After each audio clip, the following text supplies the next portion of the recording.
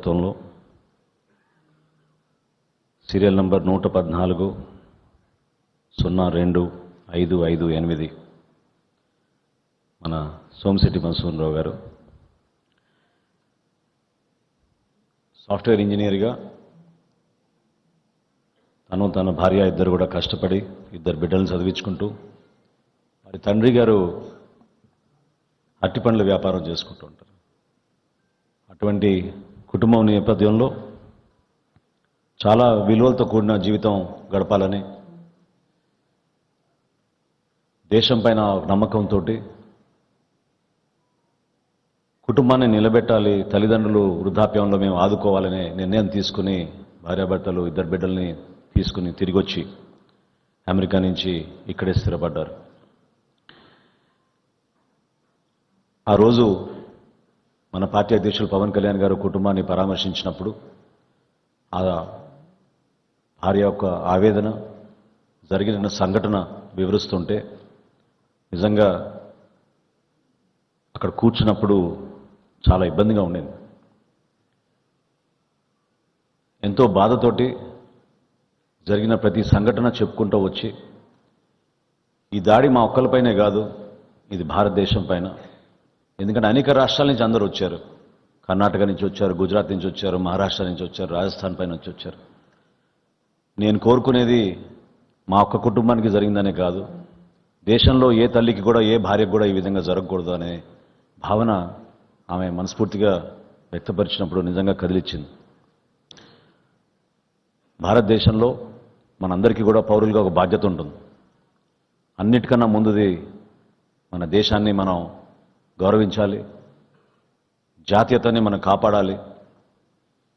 ఇటువంటి సందర్భాల్లో అందరం కలిసికట్టుగా నిలబడాలి. నాయకత్వాన్ని బలపరిచే విధంగా నాయకత్వం ఏ నిర్ణయం తీసుకున్నా మీ వెంట ఉంటామనే ఒక అద్భుతమైన సంకేతం పంపించాల్సిన అవసరం ప్రతి ఒక్కరిలోనూ ఉంది. ఎన్డీఏలో మన భాగస్వాములుగా జనసేన పార్టీ ఎప్పుడు కూడా మన పార్టీ అధ్యక్షులు మనల్ని అందరినీ కూడా ముందు నడిపే అంశం, ముందు మన దేశం గురించి ఆలోచిద్దాం.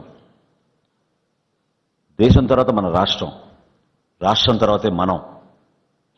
ఈ విధంగా మనలో ఒక నిబద్ధత, ఒక పట్టుదల, ఒక విలువలతో కూడిన రాజకీయం నింపింది మన పార్టీ అధ్యక్షులు పవన్ కళ్యాణ్ గారు. పదవులతో సంబంధం లేదు ఈ ప్రయాణం.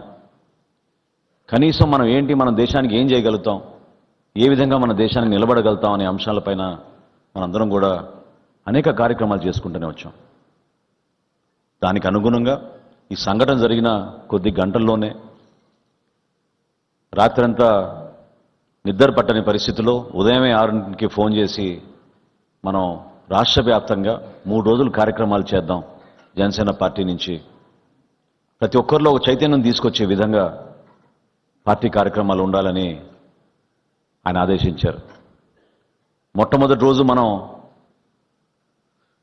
మీ అందరూ కూడా పాల్గొన్నారు. వివిధ నియోజకవర్గాల్లో 175 నియోజకవర్గాల్లో కూడా మాకు వచ్చిన సమాచారం మన జనసేన పార్టీ శ్రేణులు అందరూ కూడా పాల్గొన్నారు. కొవ్వొత్తుల ర్యాలీ చేశాం. మరుసటి రోజు దీక్షలు నిర్వహించాం.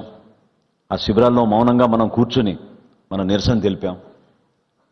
ఎట్టి పరిస్థితుల్లో ఉగ్రవాదం నశించాలి, ఇటువంటి కార్యక్రమాలు మరొకసారి రాకూడదు అనేది మనందరం కూడా బలంగా చక్కటి సంకేతం పంపించాం. 3వ రోజు ఒక యూనిటీ డెమాన్స్ట్రేట్ చేయడానికి మనందరం కలిసి ఉన్నాం. ఈ కార్యక్రమాల్లో మతాలతో సంబంధం లేదు, కులాలతో సంబంధం లేదు, ప్రాంతాలతో సంబంధం లేదనే అంశం పైన మానవహారం చేసి రాష్ట్ర వ్యాప్తంగా ఒక చక్కటి కార్యక్రమం చేశాం. ఆంధ్రప్రదేశ్ నుంచి 2 పౌరులు మనం కోల్పోయాం. దేశం 26 కోల్పోయింది. కానీ దీనికి సరైన ధీటైన సమాధానం కేంద్ర ప్రభుత్వం చాలా స్పష్టంగా చెప్తుందని గౌరవ ప్రధానమంత్రి గారు అనేక సందర్భాల్లో చెప్తూ వచ్చారు.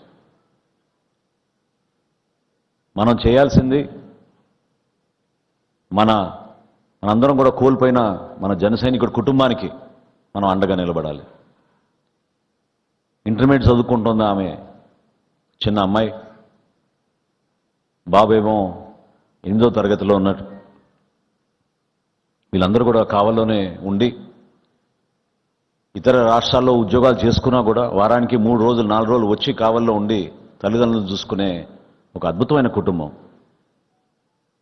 శోక సముద్రంలో ఉన్నప్పుడు వాళ్ళందరూ కూడా ఇటువంటి ఇబ్బందులు ఎవరూ ఊహించని విధంగా వచ్చిన సందర్భంగా ఎంతో గౌరవంగా హుందాగా పార్టీ నుంచి మనందరం కూడా మన పార్టీ అధ్యక్షులు పవన్ కళ్యాణ్ గారు తీసుకున్న ప్రతి నిర్ణయం ప్రతి అడుగుకి మనం అండగా నిలబడుతూ చేస్తున్న ప్రతి కార్యక్రమం విలువలతో కూడిన కార్యక్రమాలు చేస్తామనేది మరొకసారి మీ అందరూ కూడా ప్రదర్శించారు.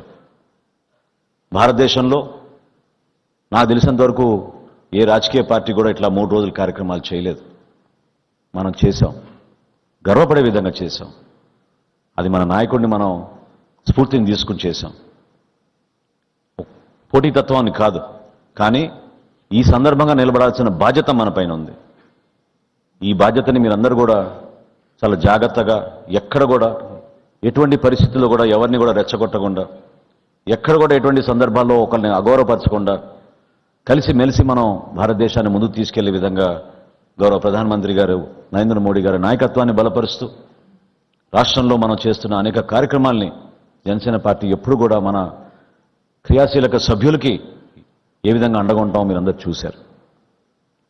ఎల్లప్పుడూ మనం ఆ విధంగా అండగా నిలబడి ఆ కుటుంబానికి ధైర్యం నింపే విధంగా ఖచ్చితంగా మీ అందరూ కూడా ఎప్పుడు కూడా ఈ విధంగా నిలబడతారని, చాలా తక్కువ సమయం ఇచ్చినా కూడా దూర ప్రాంతాల నుంచి ఇంతమంది హాజరవడం మనస్ఫూర్తిగా మీకు పార్టీ అధ్యక్షులు పవన్ కళ్యాణ్ గారి తరఫున పార్టీ తరఫున మీకు ధన్యవాదాలు తెలుపుకుంటూ ఇప్పుడు మన పార్టీ అధ్యక్షులు పవన్ కళ్యాణ్ గారిని మాట్లాడమని కోరుతున్నాను.